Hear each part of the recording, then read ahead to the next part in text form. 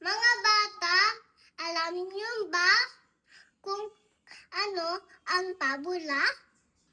Ang mga pabula ay mga kwentong naglalarawan ng pagkatao at isip ng tao sa pamamagitan ng mga tauhan ng hayop.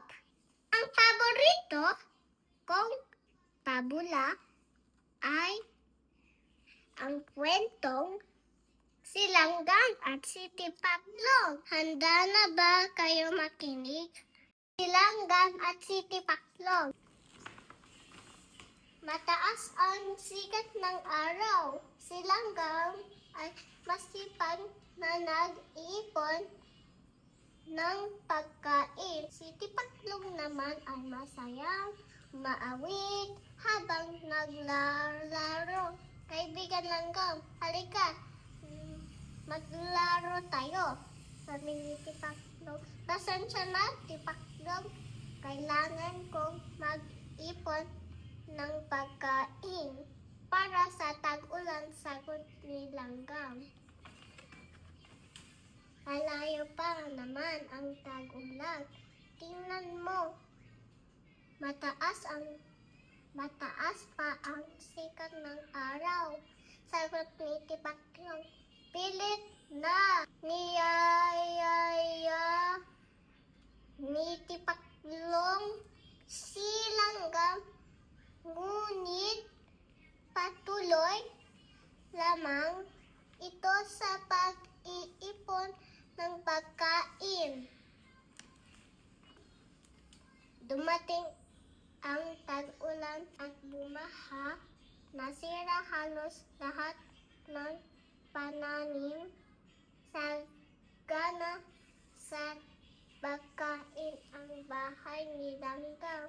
Si Tipaklong naman ay nanginginig sa ginaw at gutom. Gutom na ako. Saan kaya ako makakakuha ng pagkain? Sabi ni Tipaklong. Pupunta na lang ako kay Kaibigan Langgam. Basang-basa at nanginginig sa lamig na pumunta si Tipaklong sa bahay ni Langgam. Agad-agad na binuksan ni Langgam at pintuhan nang marinig ang pagtawag ni Tipaklong. Kaibigan Langgam, ako ay gutom na gutom. Wala ko pagkain. Maaari ba makahingi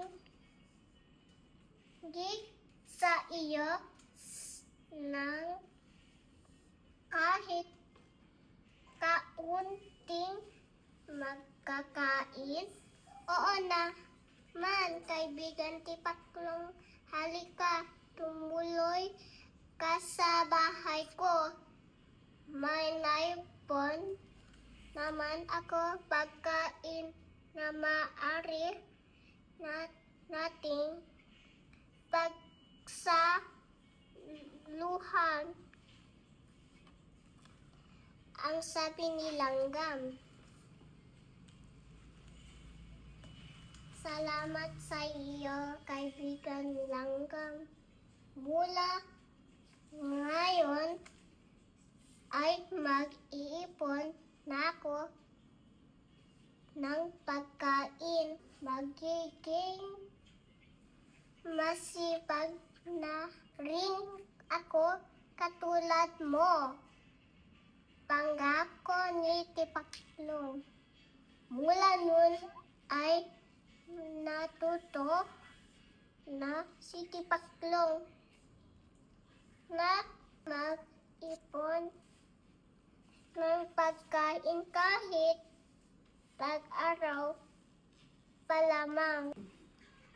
At dito nagtatapos ang ating kwento. Sa kwento, si Langgam ay nag-ipon ng pagkain habang maganda ang panahon.